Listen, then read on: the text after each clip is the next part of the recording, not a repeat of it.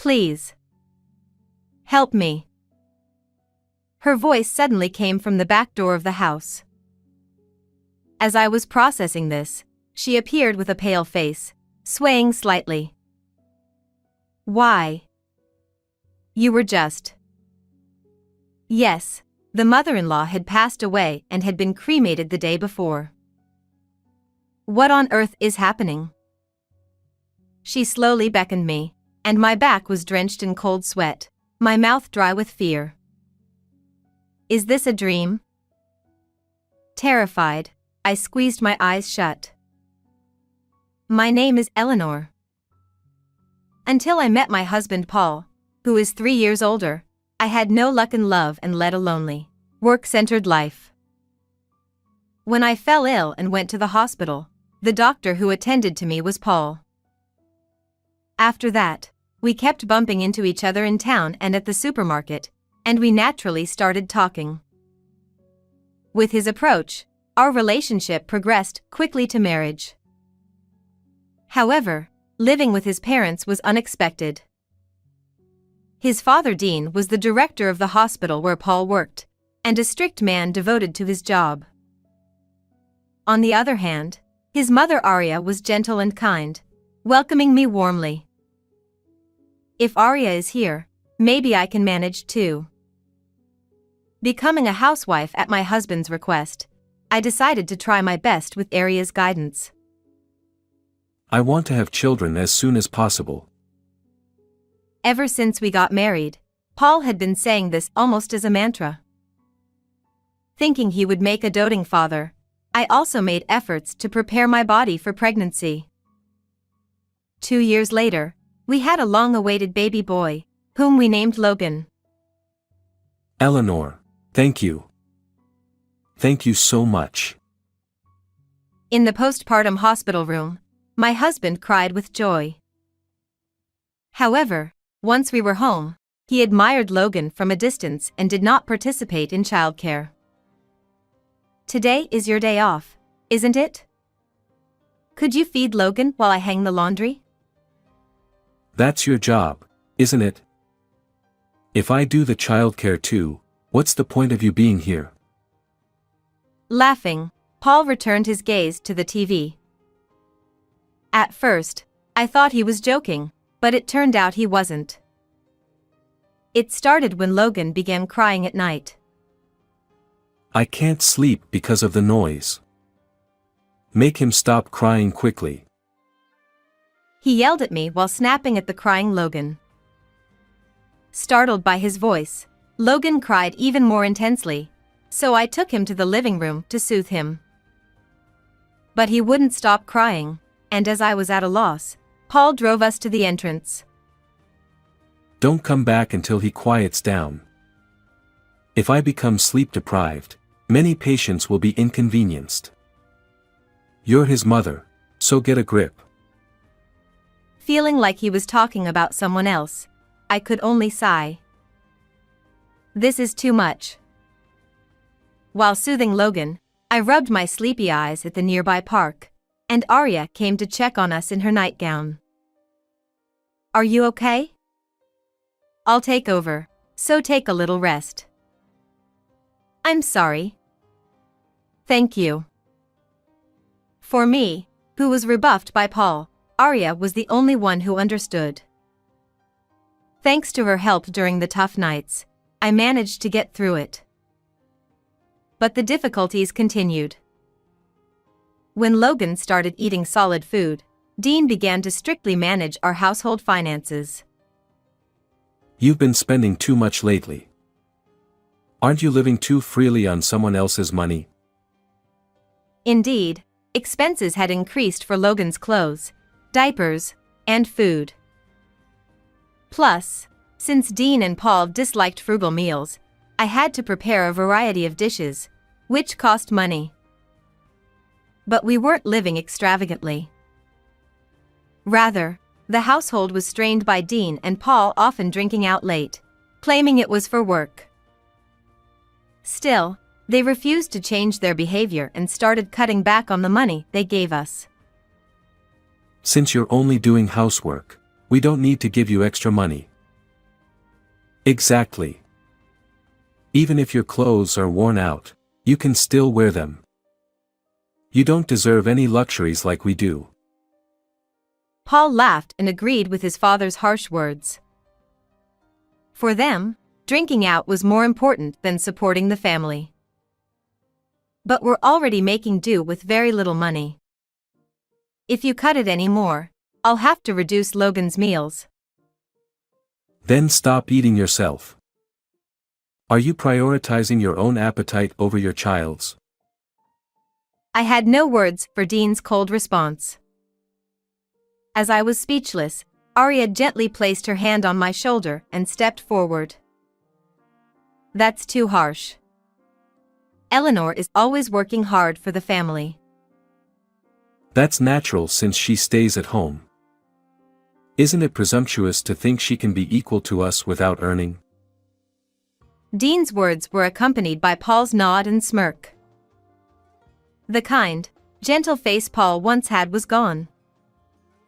Proud of being doctors, they looked down on housewives like me. Then I'll work. Eleanor is still busy with childcare, but I can work. Dean looked startled by Arya's sudden declaration. Times have changed. It's time to stop thinking of women as servants. We have value too. You're quite bold. If you're so determined, I'll find you a good job.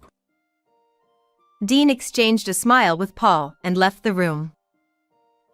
After they left, I immediately ran to Arya. I'm sorry. I was too cowardly. It's fine. I've reached my limit too. I don't want to see you and Logan suffer anymore. Arya was truly impressive, and I swore to myself to become as strong as she was. Early the next morning, Paul woke me up and took me to Arya's room. What happened? Something happened to Mom. Arya. Arya won't wake up. Trying to understand the situation, I went to her side, but Paul stopped me forcefully. Dad and I will try to revive her, so don't get in the way. Go take care of Logan. Though his words were harsh, it was best to leave it to the doctors. Worried, I waited outside the room with Logan. After a while, Dean came out and said, we couldn't save her. Arya had passed away. Why did this happen so suddenly? There was a bag of medicine by her bedside that she doesn't usually take. It doesn't mix well with her usual medication. I always told her to be careful. Dean's words left me speechless. From then on, everything happened in a blur.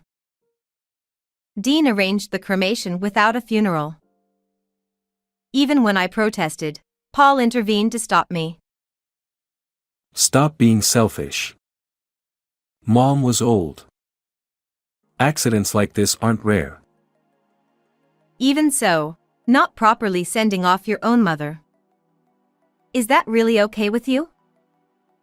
You misunderstand. You're also responsible for what happened to Mom.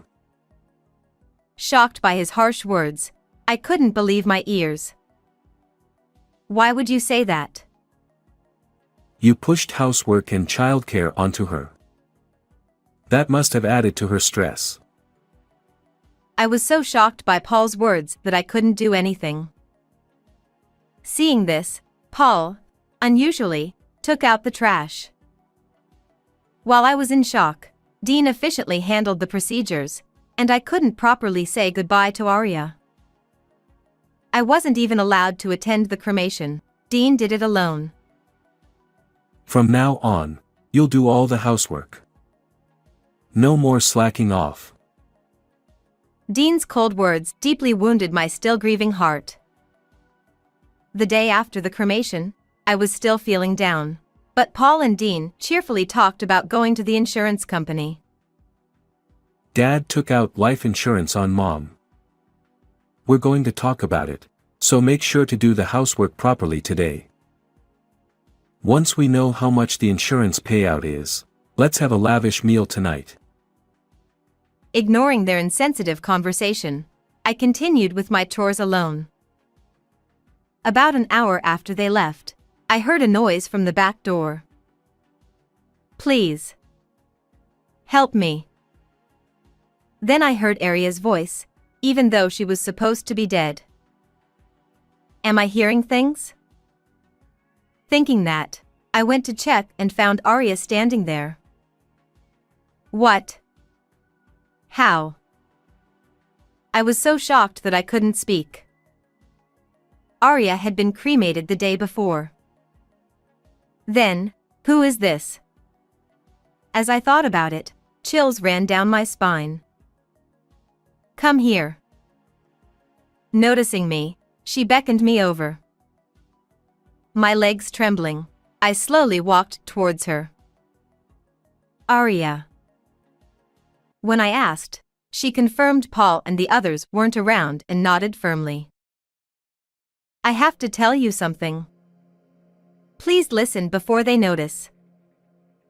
The warmth of her hand gripping mine proved she was indeed alive. What she revealed next was an unbelievably horrifying truth. After hearing everything, I felt a deep, unrelenting anger.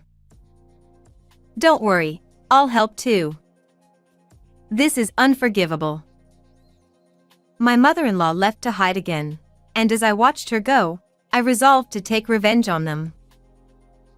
A few days later, the insurance agent was supposed to come to our house, so my father-in-law and husband took the day off to wait at home. As I grew increasingly annoyed by their giddy behavior, my father-in-law approached me. You're still eating thanks to Aria's insurance money. Shouldn't you be more grateful? That's wrong. I'm not happy about it at all. Women who can only rely on others are never grateful for money. He laughed derisively and plopped down on the sofa. Next to him, Paul smirked. Then the intercom rang. Oh, they're here. As they went to the door, they froze when they saw who was standing there. What? Why are you here? My husband, pale and trembling, pointed at the person in shock. It wasn't the insurance agent, but my mother-in-law. I came back because I had unfinished business. Next to her stood a man, standing tall and proper, wearing a suit with a lawyer's badge. That's impossible.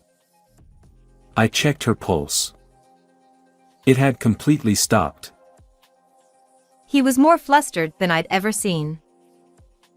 No wonder. She had been cremated, and he had even collected her bones. Then my mother-in-law fixed her gaze on Paul and my father-in-law and began to speak quietly.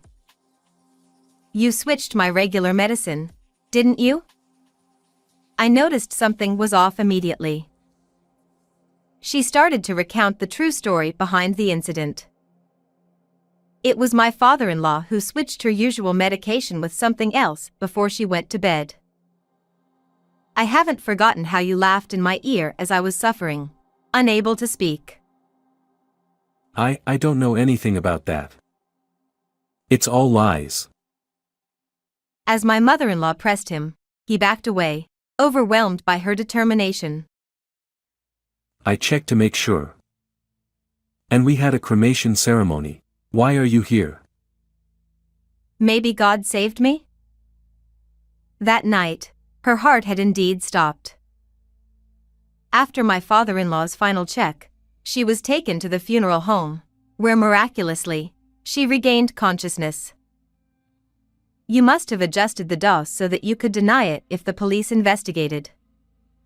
That's why I barely survived. Just before being cremated, she made noise inside the coffin and was discovered by the funeral home staff. Knowing her family was behind it, she decided to hide temporarily. The funeral director, being an old acquaintance, helped me with the plan. We even staged the ceremony. Thanks to the funeral home's cooperation, they successfully deceived my father-in-law. She then presented some documents to the two of them. While hiding, I did some investigating. A $100,000 life insurance policy was taken out just a few months ago, and I knew nothing about it. It was my father-in-law's policy, with him as the beneficiary. Faced with this evidence, my father-in-law was speechless and clicked his tongue in frustration. You didn't die as you were supposed to, making me look like a fraud. You've disgraced me. Instead of expressing remorse, he only blamed her. Unable to bear it, I stepped forward. That's not all. This is a crime. You tried to kill my mother-in-law. I won't forgive you. Then, my husband, who had been trembling, suddenly moved behind me and glared at his father. I didn't want to do it. But Dad made me. I'm a victim too. What? You were the one who planned the insurance scam. As my father-in-law advanced on Paul, I retreated to my mother-in-law's side. If you hadn't wasted money on cabaret girls, we wouldn't be in this mess. You spent all our savings, you idiot. You did the same, ordering expensive drinks and being surrounded by young girls. You enjoyed it too. It was the most pathetic family quarrel I'd ever seen. As we stood there in disbelief, my father-in-law suddenly smirked as if he had an idea. Right. Arya said I switched her medication, but there's no proof. The evidence would be long gone by now, so you can't prove it, right? Yeah, I threw the medicine packet out that morning, so it's gone. Dad, you're so smart. Thinking they had found a way out, they didn't realize I had been waiting for this moment. We signaled the lawyer, who pulled out a plastic bag containing the medicine packet. They recognized it immediately. How is that here? I threw it out. Yes, but garbage isn't always collected immediately. Paul, who never did any housework, didn't know that trash collection schedules vary. He had thrown it out with the burnable garbage, but that day was for recyclable trash, so our bag was left behind. After hearing my mother-in-law's story the day after the cremation, I retrieved the packet and handed it to the lawyer. Fingerprints from both of you were found on it, clear evidence of the switch. Hearing this, my father-in-law collapsed like a puppet with its strings cut. But Paul, eyes full of tears, clung to my feet. Listen. Dad's target was you, not Mom. Oh. And? You're younger and do housework, right? I protected you because of the kids and all. Maybe he said this hoping for forgiveness. But I confronted him, veins bulging in anger. So you tried to kill your own mother and expect me to be grateful? I'm your savior. Instead of replying, I picked up my phone to call the police. Please, don't. I needed the money because I was tricked by a woman. Dad did it too. We had to do this to protect the family. Understand? How could I sympathize with someone who tried to kill Arya over something so trivial? I despise you. The police arrived shortly after I called, and the two were taken away. As the tension released, we collapsed, unable to stop the tears. Later, they were found guilty and sentenced to a long stay in prison. Besides the insurance fraud, they had previously falsified medical reports for money. All this to impress cabaret girls, utterly pathetic. My mother-in-law and I claimed $30,000 each in damages, which they reluctantly paid in full. We used the money to move to a new place and start a new life with our son Logan. We're pouring all our love into raising him to value family over money. How was this story? Don't forget to subscribe to the channel. See you in the next video.